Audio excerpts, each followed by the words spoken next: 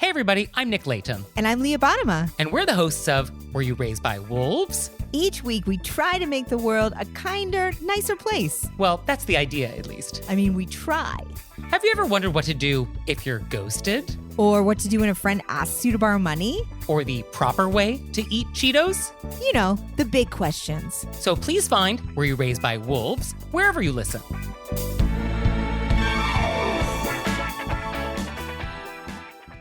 If your restaurant wants to put the best on the table, look for food with the New York State Certified Seal. It's food that is grown right here. Learn more at certified.ny.gov. You're listening to Heritage Radio Network. We're a member-supported food radio network broadcasting over 35 weekly shows live from Bushwick, Brooklyn. Join our hosts as they lead you through the world of craft brewing, behind the scenes of the restaurant industry, inside the battle over school food, and beyond. Find us at heritageradionetwork.org.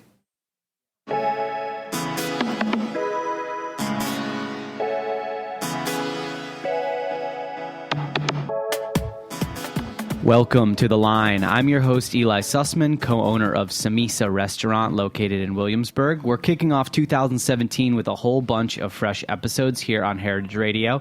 If this is your first time tuning in, each week I sit down with a chef, a butcher, a baker, a restaurateur for a one-on-one discussion about their life as we trace the line of their career through childhood, first jobs in food, and the path they chose that led them to become who they are today. From how it all began to where they are now and everything in between, this is The Line. Today my guest is Tracy Young. She's the co-owner of Kings County Imperial located in Williamsburg. We're going to discuss a lot of things: cooking in New Zealand, cooking on yachts, and bees. Yes, we're going to talk about bees today. Tracy, welcome to The Line. Thanks for having me, Eli. I actually want to start off talking about bees. You are an avid beekeeper. It's something that you've done for a while. You keep bees here in Brooklyn, correct? Actually, the bees are down outside of Philadelphia. I grew up out in a suburb about 10 minutes outside of Philly. My family still has a little piece of land down there, so I keep the bees down there. So this is something that most people spend their lives in terror, fleeing from bees. You know, it's snakes and bees, go the other direction as fast as possible, absolutely. Get away from them. You like to suit up and get in the mix with the bees. I've only seen a little bit, obviously, on TV and movies. What does that really consist of, keeping bees? Well, it's partly a leap of faith. I took a course from the New York City Beekeepers Association a bunch of years ago, which was incredibly informative, but it was all classroom related. So the foray from that into the real thing was a bit of an eye-opener. I have 2 hives, so it's not a big operation. Each hive, depending on the season, can contain anywhere from 10,000 to 50,000 Italian honeybees. And at their peak performance, I gather about 60 pounds of honey per season. So it's the bees do a lot of work. I do a little work. Mostly I just make sure their hives are healthy and help manipulate a little bit just their living situation, I guess it is. So why bees? How did that become a hobby of yours? I was absolutely fascinated by these little insects that produce really gold. It's the only food that I know of in the world that can maintain its character and its edibility over thousands and thousands of years. They still find honey in the ancient tombs of Egypt, and I was absolutely just fascinated by the whole process. So I started just trying to learn a little more, and then I just fell in love with these little insects that are incredibly industrious and very resilient. It's a fascinating product. It's delicious, but it can also be used as an antiseptic, right? That's believe? Right. It has so many different properties, both in the culinary world and medicinally. I actually have a mentor, a beekeeping mentor, and he's been doing it for about 40 years, but he shows up with shorts and a T-shirt on. And in the beginning, I thought, okay, well, I can do that. And no, I can't do that. I don't suit up fully, but I wear gloves and I wear a veil. And he's a bee whisperer. He is. And I like that. You have a bee mentor. I have a beekeeping mentor. That is something that we can all aspire to, a beekeeping mentor. So I've been reading that bees are potentially going extinct, that there is a shortage of bees in the United States, or is it worldwide? Have you been, as a beekeeper, has this been something that you can shed a little light on? Do you have any inside info for the listeners on what's going on with the bee population? Sure. I think in general, the bee population, particularly in the United States, has suffered a decline due to many different reasons. I think partly pesticides, and the use of systematic pesticides in the country has definitely had a dent on the population. Monocropping, which is the practice of just planting one crop, particularly out in the Midwest, has affected the bees' ability to gather the nutrients and the nectar that they need. And then there's disease, which, as the world, I guess, becomes a little bit smaller, there's been disease spread from other countries, and that has had an effect on the bee population as well. Luckily, with the rise of beekeeping, there are a lot of people out there, huge advocates for the bee population, that I think are trying to do their best to make sure that things stay on track.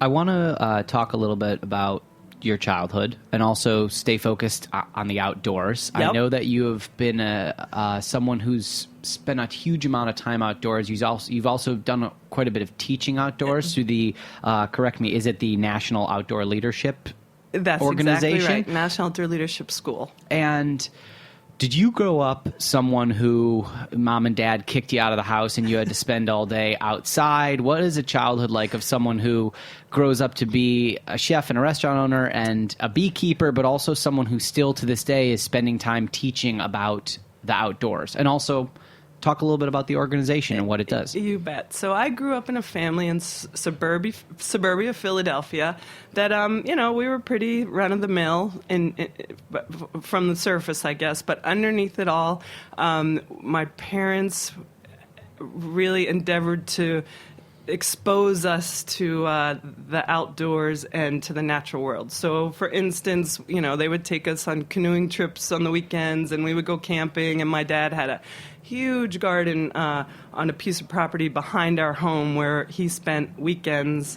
He spent a lot of time up there. My sister and I were definitely disgruntled young laborers up there in the family, quote unquote, garden for many, many years. But so I spent a lot of time with my parents, and then on my own, just in the natural world. My parents raised quail, and we had endless animals around. We had fruit trees, and so we had a lot of experience with that. So I think growing up, that was instilled in me a real respect and love for the outdoor world. And then I majored in environmental science in college. I had an undergraduate degree from the University of Massachusetts at Amherst in environmental science, and that segued into a career for almost 15 years as an instructor for the National Outdoor Leadership School, a wonderful organization with its base out in Lander, Wyoming, at the foothills of the Wind River Range. And they teach minimum impact travel and environmental education in wild places out in the world. What's minimum impact travel? Minimum impact travel is spending time in wild places and leaving the least trace that you can, whether it be, packing in, packing out. It means taking everything you need in and make sure it all comes out with you, making sure that your travel techniques leave the least impact possible on the natural world. So I guess I would describe myself as an indoor kid. Okay. I'm not a video game guy, but I definitely, my family wasn't a big camping family. We went to national parks, but then we would get in a car and drive back to a hotel. So Sounds pretty good. Is this the type of school that you would, do you take kids out for days and weeks at a time? Is it sort of like Boy Scouts, Girl Scouts, where there's skill sets that are being learned in the outdoors, how to build a fire, things of that nature? Absolutely. This is pretty extreme. It's typically 32 days in the wilderness with everything that you could possibly need for that time period, keeping in mind that you're carrying it all in a backpack. So, it's going to sound a little crazy, but, you take a T-shirt and some shorts and all the gear you need for, to be safe and to be warm and be fed, typically resupplied by either horse packer or float plane, depending on where you are, if you're up in Alaska, for rations. But other than that, we are self-contained, self-sufficient, and teaching young adults. The minimum age is typically about 16. I'd say the average age is 22. College credits were available through the University of Utah, but definitely the focus of teaching outdoor skills, be it map reading or rock climbing or navigation, throughout the process of almost a month. Yeah. So you spent a lot of time in the Southwest, middle of America. It's not a very built up area. That's obviously a ton of nature, a lot of unexplored and underdeveloped areas. And now you live here in Brooklyn, one of the most densely populated areas of North America, if not the world. When you want to get away, do you go back to Wyoming? Do you go to New Mexico? Where do you like to go in the United States to get a little private time to clear your head now that you're back in the concrete jungle? That's a great question, Eli. I do struggle with that. It's not easy to get really away these days. But yes, I typically go back out west. Last spring I did a snowshoeing trip up in the Rocky Mountains with some friends outside of Denver in Colorado. I was in New Mexico last fall. I do try to get back out west as much as possible. But there's some great areas around here too, the Adirondacks, the Catskills. If you really need to get away, there's places where you can tuck away and get some quiet time. What made you want to, and we'll talk about, how you ended up back in New York, but going from that specific sort of outdoor experience, what made you transition to cooking? That's a great question. So I worked for Knowles for quite some time. It's a year-round organization, and I am a horrible skier. So my winter options were pretty limited. They do, 3-week-long telemark backcountry ski trips, which I never really took to that. I broke my ankle actually very early on trying to learn telemark. So I had to come up with a different plan. So I ended up being the cook at their winter ski base in Victor, Idaho. So I'd spend spring, summer, fall leading outdoor trips in the mountains and in the desert, and then in the winter I would run the kitchen at their ski base. And so that was my really first foray into, sort of the industry of cooking for someone other than myself or family or friends. What was that like, cooking in Idaho with maybe limited access to product? Perhaps you order something and then does it come by plane 7 days later? Tell the listeners what that's like to be at a lodge sort of, in the middle of nowhere relative to where we are sitting right now. Absolutely. I mean, it wasn't quite that extreme. I mean, there was a company called Cisco, and they deliver all over the world, to food service. Cisco will find you wherever you are. Exactly. So Cisco would roll up, once a week, and I'd get all my supplies, and it was amazing. I loved it. I'd spend the day cooking for people that were really appreciative because they had just been out, learning the basics of telemark skiing before they went into the backcountry.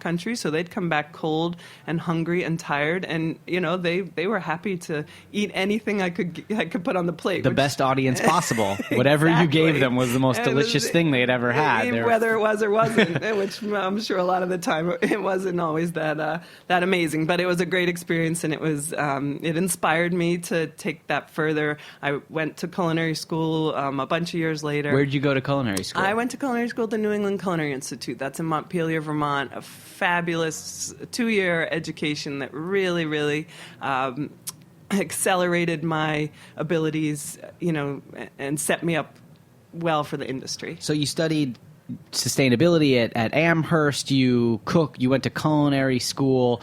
You're gardening as a young child. I see a trend that all things are kind of funneling upwards toward a career appreciating produce and food. After culinary school, where did you go?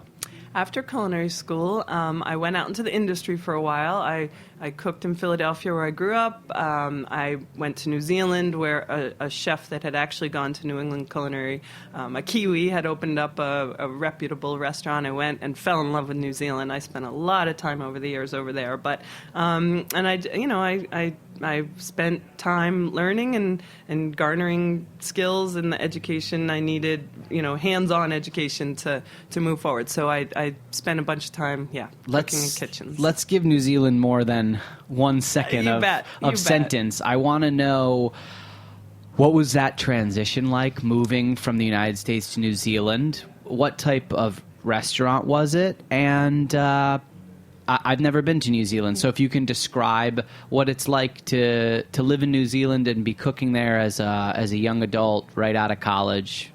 Was it exciting? Were you scared? I was scared to death. I showed up, I went, my first time I went for a year, and I packed so much stuff, and I remember, his name's Al Brown. He's amazing. He, to this day, is one of my inspirations, and Al picked me up at the airport, and then I'll screw up the accent. He said, see you travel light, mate. And as we were hauling off, just about everything you could think of that I brought along with me. But it was a very steep learning curve. Logan Brown was a upscale fine dining restaurant. But New Zealand is absolutely one of the most pristine, beautiful places I've ever been.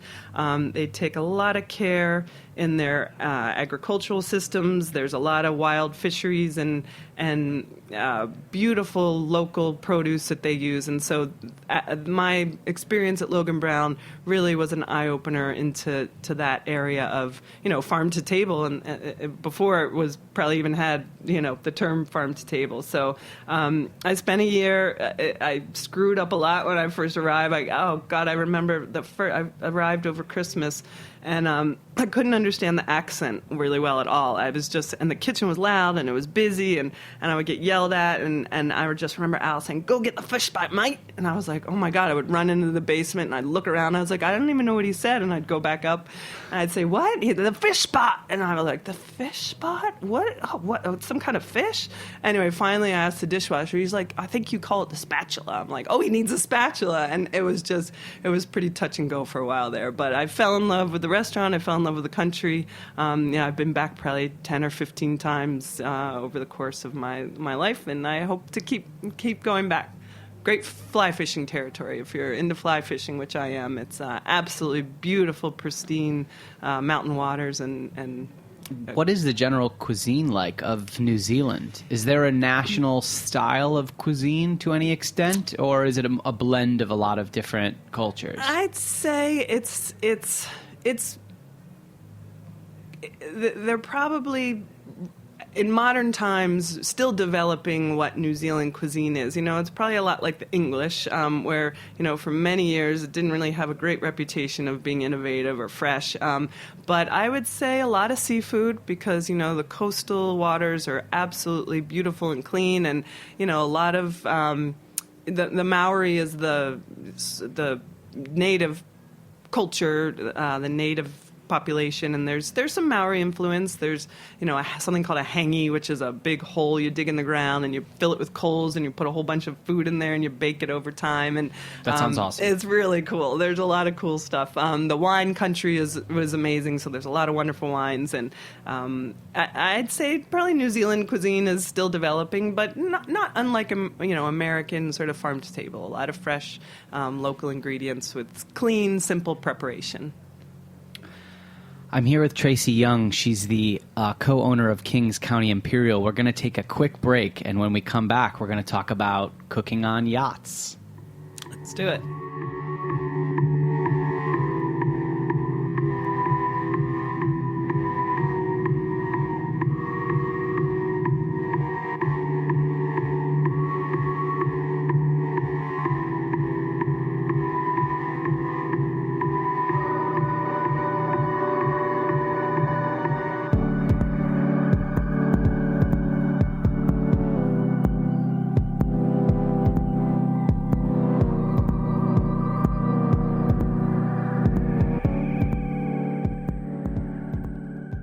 New York chefs and restaurants are proud of the food they put on the table. And serving produce that comes from local, environmentally responsible farms is a way to leave an even better taste in everyone's mouth. So when shopping for your ingredients, look for the New York State Grown and Certified seal. It lets you know which food is grown right here in New York State, certifying the food that comes from local farms that meet a higher standard. You'll not only be serving local food, you'll be supporting local farmers. Learn more about the New York State Grown and Certified program at certified.ny.gov. Welcome back to The Line. I'm your host, Eli Sussman, co-owner of Szechuan Restaurant. Today I'm joined by Tracy Young. She is the co-owner of Kings County Imperial, located in Williamsburg, Brooklyn. Tracy, you cooked on yachts for a long time. I did. I am so fascinated. I think the listeners out there probably have an idea of what it might be like, of the glamour and the glitz of being on a yacht. I'm wondering if cooking on a yacht is as glamorous as being on the back deck sunning, or if it's if you're down in a room that's 3 by 3 feet and you're. Tell us about it. You got it. You got it. Cooking on a yacht is nowhere near as glamorous as sitting on the hot tub on the top deck drinking champagne. It was an amazing time period of my life. I mean, I literally got to ply the waters of the world and visit far-flung places, that I never would have gotten to otherwise. But it's a lot of work. You're often cooking for very demanding clientele that really have access to anything and everything that they want in life, and so it was an experience for sure. I cooked on boats for almost 8 years, and I started off on small, both sailing and motor boats, but worked my way up to what's called the super yachts, and those are really the yachts owned by the rich and famous, and cruise up to 25 to 30 on a boat, maybe 300 feet. And you might only have 2 guests, and they might be on for 2 weeks, and literally it's our job 24/7 to cater to their every whim. So it was an experience.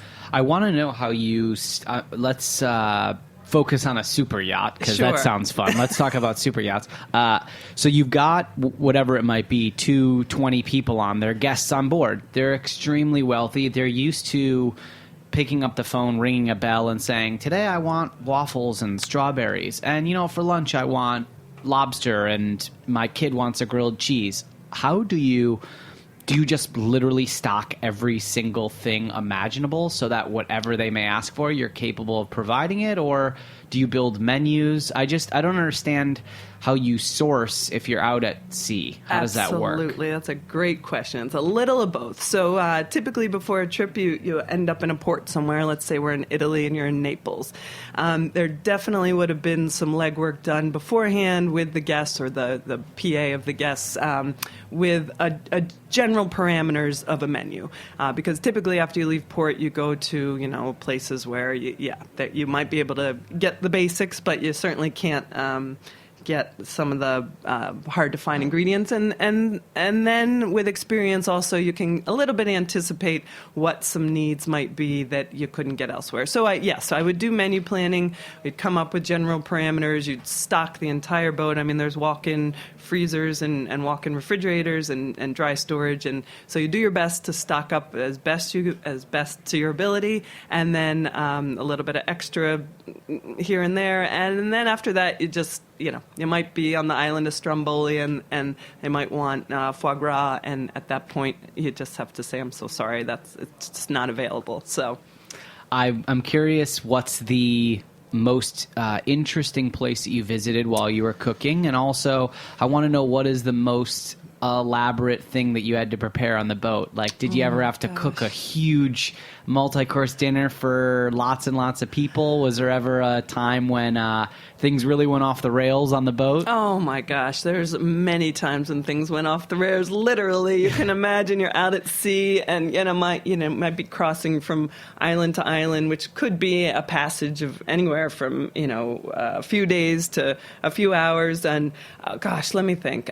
Most interesting interesting place. That's a tough one. There's just so many amazing places out there in the world. I mean, I love the Balearic Islands off the coast of Spain. The Croatian coast is stunning, pristine, just a wonderful culture.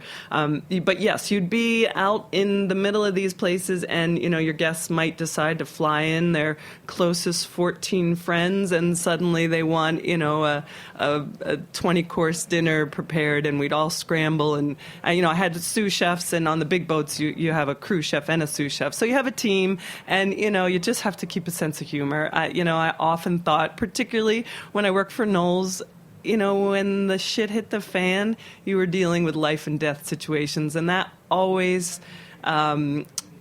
stuck with me. And I always kept things sort of in line and in balance. I understood that if someone didn't get their fennel salad, it wasn't going to end the world. And so just keeping things in perspective was really pretty helpful. Yeah, make sure the kids don't fall off the cliff is more important than did you get the soup that you wanted for dinner. Exactly. So I tried to, retain that experience.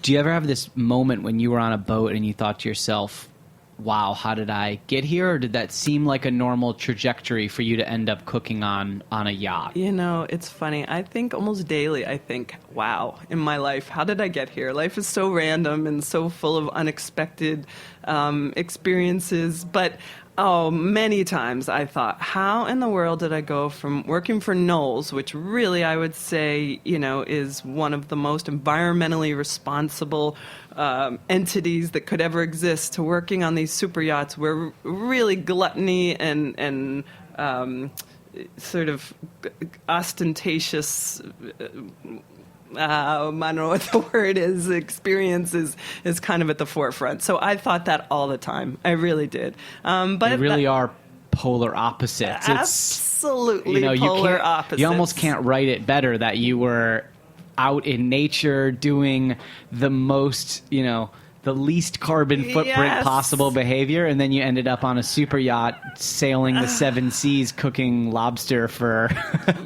champagne swilling folks. And having truffle oil flown in from France, at the cost of thousands and thousands of dollars. Yeah, I thought about that all the time. And actually, in the end, when I left the yachting industry, it was because I really thought that I struggled with the idea that there is such a small population, that had so much available to them, and we're putting such a large footprint on the Earth's surface and seas. I couldn't.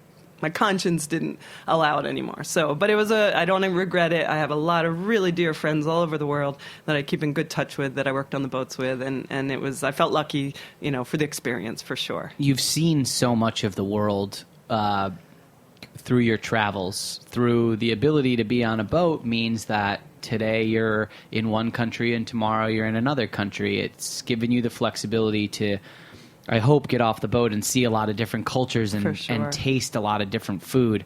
I'm curious how Kings County Imperial came to be.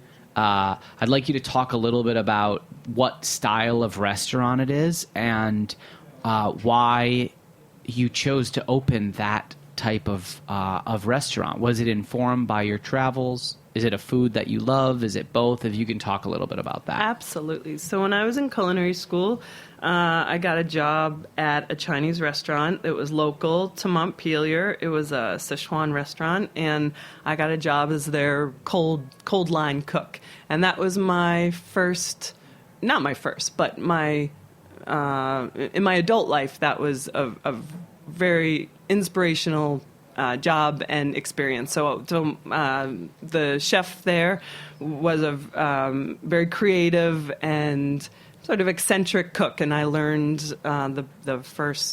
the beginnings of balance with Chinese cuisine, which is salty and sweet and sour all at once. And so that experience, I met my business partner cooking there as well, Josh Grinker. He's our chef at Kings County. And we kept in touch for many, many years.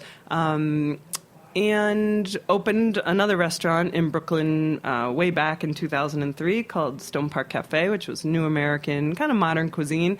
But we had traveled a lot and over the years spent some time in China, and we really had this dream that we wanted to bring our experience to a small format restaurant in New York. So Kings County is a Chinese restaurant. Even though neither of us are Chinese, we have a huge love and respect for Chinese culture and Chinese cuisine. It's, I would say, artisanal Chinese. I mean, everything is handmade. Every single thing is handmade in-house. We hand roll our dumplings every morning. Our soy sauce, which we have a partnership with a family of third-generation soy makers in southern China, which is a whole story in itself of how we found them. But they sun ferment their soy using their great-grandfather's aspergillus or koji, which is the fungus or culture used in the fermentation of soybeans.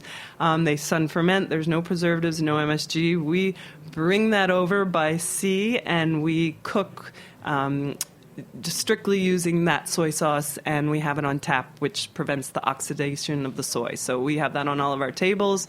We have a big garden out back where we grow a lot of both heirloom Chinese and just heirloom vegetables, and it's all a interesting little corner of Brooklyn, I guess. It opened in 2015, correct? That's correct. Yeah. And I'm curious, did you travel with Josh to China in order to source the soy sauce before you opened, or did that come after you opened? So we have traveled multiple times to China. The soy came right about at the time that we opened. We had been multiple times to visit with a family and develop a relationship with them. It was a little touch and go. We got a very small batch that we managed to open with, but since then, we have a much more regular schedule of when the soy comes over. We were just there recently. In fact, we just got back about a month ago. Where is it? So the soy is actually in southern China. That's we fly into Hong Kong. We take the ferry across the Pearl River Delta, and the soy is outside of a municipality called Zhuhai. And that's where the land is, and that's where the soy is fermented. Do they speak Mandarin there? Yes, they do. Do you speak Mandarin? Oh, no, we don't. Okay. We definitely, we hire translators, but the grandson, who's about our age, he speaks English, so we converse with English with him. And do they sell their soy sauce to the United States, or are you the only people that bring it? They sell their soy, and we're the only ones that bring our recipe. So we worked with them because we didn't want to have preservatives in. It's got to have a higher salinity. So we spent some time working on a recipe that would allow a nice balance of flavor without having any preservatives in it. So our soy is just for us. The flavor profile that we created is just ours. And beyond the soy sauce and the garden, what made you and Josh want to open a Chinese restaurant? What was behind the idea of, besides the fact that you enjoyed the food and that you had cooked there together, you'd been all over the world, and obviously you and Josh had owned a restaurant together, so you've been partners for a long time. How did you nail down the idea that Kings County Imperial was going to do Chinese food based on a lot of Szechuan flavors? Yeah, I think that really stemmed from our experience cooking at the Chinese restaurant called the Single Pebble. I think that that flavor profile was incredibly exciting to us and very unique. I mean, the Szechuan peppercorn is only used in one region in China, which is the Szechuan region, where we were just recently in Chengdu, and it is just so unique. Unbeknownst to us, that Chengdu was just named a World Heritage Food City because of the culture, the history, and the uniqueness of the flavor profile there. So I think we were just inspired many, many years ago by the uniqueness and the intricacies of that cuisine, and that stuck with us all over a long time period. And when we finally decided to do a Chinese-inspired restaurant, I think it was just due to our love and passion of that specific cuisine. I'm curious, as someone who cooks food that is not my food, Yes. let's have a discussion about this. My brother and I have a Mediterranean, Middle Eastern restaurant. We're white guys from Michigan. Our family is from Eastern Europe. We've thought about this. I'm curious what you and Josh have thought about the fact that neither of you are Chinese and you cook Chinese food, and also has there been any... has there been a conversation with your customers? Have you had people come in and say things either negative or positive about the fact that neither of you are Chinese or from that area of the world? 100%. It's a very important topic. I think both Josh and I feel an added sense of responsibility in terms of cooking the food as purely and as traditionally as we know how. I mean, we had a Chinese wok line put in. We have only Chinese equipment, so we have a vertical pork oven. We have dim sum steamers. I think because we're not native Chinese and, cultural appropriation is certainly a topic these days, I think we feel an added responsibility to cook with respect and cooking a cuisine that's not ours just makes us feel more responsible to doing it to the absolute best that we know how, and still preserving the culture and a respect for the culture. Did you feel a certain amount of pressure before you opened about the fact that that you weren't cooking Pennsylvania cuisine? 100%. I mean, gosh, up until, well, even now, but up until we really opened that door and had 6 months of experience under our belt, I wondered day to day, if it was going to work. Would the concept work? Would people like it? Would anyone even walk through the door? And I still think about that a lot. I mean, luckily now we have a great following. We've been well received in the neighborhood and further, and we feel very fortunate, to have the clientele that we do. It's been, knock on wood, a very good experience so far. So you and Josh are business partners, and I'm a recent restaurant owner. Congratulations. And thank you. And a lot of people that listen to Heritage Radio are in the business. They're in the industry. And so I wanted you to speak a little bit about your working relationship with Josh and kind of, quickly, but also do a deep dive on who really is responsible for what within the business, and how does that work, having a partner where you operate a restaurant together that is so much of your lives are intertwined in the heart and soul of the restaurant. Yeah, Josh and I have known each other a long time, luckily, and there's a huge amount of trust there. We both have a very similar work ethic, and that to me is 75% of the battle of opening a restaurant is just being willing to work very, very hard, which we both are. Josh runs the kitchen, and I, run the front more or less, and do a lot of the gardening, a lot of the aesthetics of the restaurant.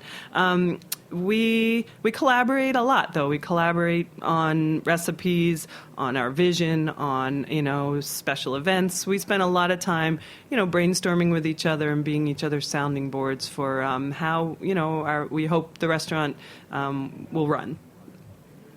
When you think about Kings County a year and a half in right now, what are your hopes and visions for the future of Kings County Imperial, and do you see more of them? Do you and Josh have plans to do a different concept somewhere else in New York or elsewhere? Yeah, we're thinking about that all the time. I think our focus right now is on our soy. We have a very large batch of soy on its way, 20,000 gallons. I don't even know what. I mean, God, I can't Where even. Where are you going to put that? Well, that's a great question. We're going to rent a large unit probably in Jersey. Part of that soy will come bottled, so we actually are going to start retailing it. But half the soy will come in bulk, which our hope is to use a co-packer upstate for some recipes that we really love. Our all-purpose kung pao, which is sort of our mother sauce used in a lot of stir-fry sauces, but is quite laborious. I think there's almost 25 different ingredients. It marinates for 30 days. So our hope is to bring that to a larger audience and some home cooks that might not have the time or the ability to spend making certain sauces. So our focus right now is on that. And then, yes, we would love to do another Kings County Imperial or multiple others. There's always a fine line between quality control and, having our overseeing a business. We don't want to get too big too fast, but we certainly feel like there's room for more Kings County Imperials out there. So with Josh in the kitchen and you overseeing more of the business development as well as the front of house, you obviously spent many, many years in a kitchen cooking. Yep. Are you really happy with what you're doing right now? Do you ever get an itch and say, you know what, I think I'm going to jump on the line? Or do you think like perhaps the being on the line portion of your career has come to an end? Well, I am very happy not being in the kitchen full time anymore. It's an awful lot of work. Having said that, I get back there on the walk. We've had cooks call out sick. We've had things that have gone awry, and I've had to get back there, and it's good for me. It's as a chef owner, you really do need to be prepared for every eventuality. So I still get back there and cook. The wok skill is a very specific and challenging method of cooking, which I love. It's fast and it's hot, and it's a little bit stressful, as I know most cooking jobs in the industry are. But I still get back there and cook. But I'm actually quite relieved not to be 14 hours over a hot wok stove. That's okay with me. So every once in a while, do you still get out to outside Philadelphia to tend to the bees? Or oh, absolutely, yeah. In fact, I was just down there last weekend. Although the winter is, the bees are dormant. They don't require a lot of maintenance over the winter. But yeah, in the summertime, spring, summer, fall, for sure, I get down there every few weeks to help maintain the hives. And you use that in the restaurant at all? Yeah, we do. We have the crispy garlic chicken, and the sauce is a light, thin sauce that is a combination of our soy, the local honey. So there's a tree called a linden tree, which is native to that area of Philadelphia, and the bees just go crazy for them. So my honey is linden honey, and it's got a little bit of an herbaceous quality to it, but that honey is in with the sauce for the crispy garlic chicken, along with some granulated garlic and a few other things. So that's... So as someone who has traveled all over the world, you've spent so much time outdoors. Where's your next adventure? Where are you going next on either a work or personal vacation? I haven't planned a next adventure yet. I'll get on it. I definitely will.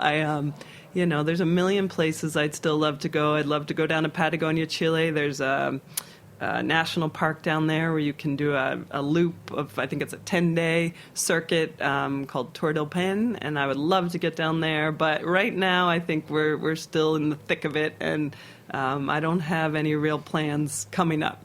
Yeah. Oh, I did join the Appalachian Mountain Club a week ago, and I plan to get up to New Hampshire this summer. I started thinking I need to get more realistic and not have to jump on a plane every time I want some solitude. So they have a hut system in the White Mountains. You'll just go hike the Appalachian Trail. That sounds like a pretty simple way to kick back. That's what I thought. I thought there's a hut system, so I don't have to carry my tent. And I thought, okay, the White Mountains, that sounds all right. So yeah, so I plan to get away a few times this summer and not have to carry a 100-pound pack, though. Tracy, thank you so much for being here. Such a pleasure. I'm happy that you could be on the show today and share all your incredible adventures and talk about being in the outdoors and beekeeping, and also sharing a little bit about Kings County Imperial. Can you just let everybody know where it's located? Absolutely. Kings County, we're Williamsburg, Brooklyn, at 20 Skillman Avenue between Lorimer and Meeker. Hidden little spot. You'd probably walk by it unless you knew where it was. So look hard. Right by the BQE. Right by the BQE. And we'd love anybody and everyone to come say hi to us. We're always happy to give tours of the facility and talk a little bit more about, our endeavors and the restaurant. So thank you so much for having me. It's a real honor, and I hope to be back again sometime soon. Of course. Tracy, thanks very much. Thanks for listening, everyone. This is The Line. See you next week, Tuesday at 11 a.m. here on Heritage Radio.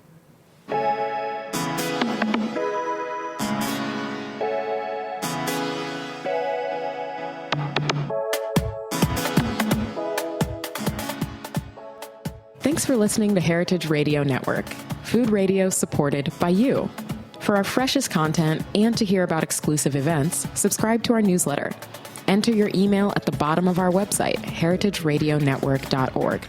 Connect with us on Facebook, Instagram, and Twitter at heritage_radio. Heritage Radio Network is a nonprofit organization driving conversations to make the world a better, fairer, more delicious place. And we couldn't do it without support from listeners like you. Want to be a part of the food world's most innovative community?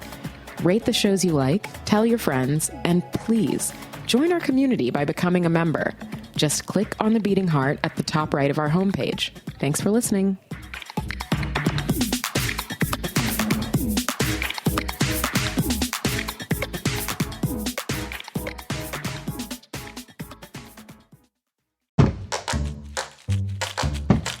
Hey, are you hungry? Well, you're in luck.